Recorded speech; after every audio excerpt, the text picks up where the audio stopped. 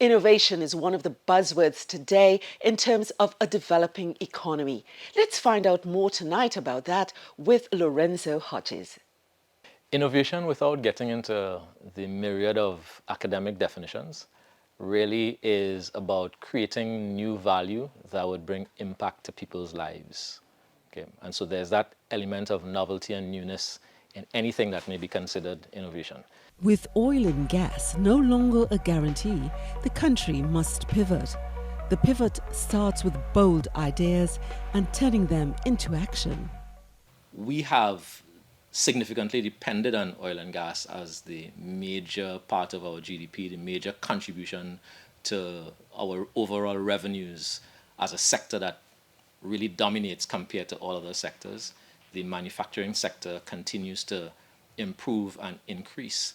But the thing is that we need all other sectors to rise in their overall contribution. So it's not necessarily that we need oil and gas to do less, but we need other sectors to do more and to become a lot more productive than they have been.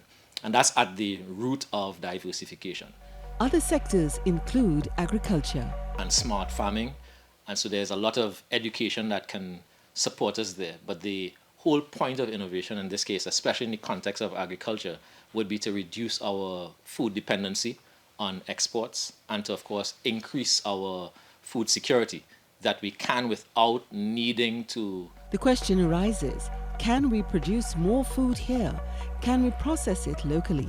Can we replace imports with what we grow ourselves? And so innovation there really becomes a lifesaver for us. Everyone needs to eat. And so fundamental to just life and livelihood is, where do we produce our food? Where do we get our food? Can we use an import substitution model? So instead of importing certain things, can we use some of our local ingredients?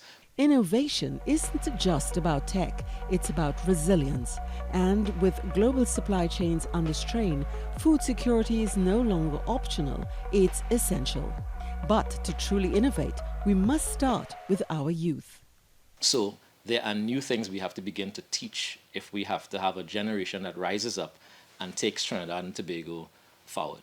So some of those things would include, apart from actually designing curriculum that fosters creative and critical thinking, we can start teaching software development and coding from the primary school level.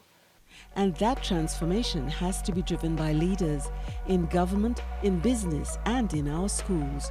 This will lead the innovation we need to push TNT forward. Artificial intelligence that builds the next set of researchers, developers, solution providers inside of that space. And we do see other jurisdictions that approach diversification that way. You look at a sector that you think has increasing demand in the future. Basically, a culture of innovation has to be constructed. This has to be done on multi-tiered levels. It starts with overall leadership, and that's not just in terms of government, but across all sectors. Strong private sector leadership and a strong public sector working together will bring the solution needed.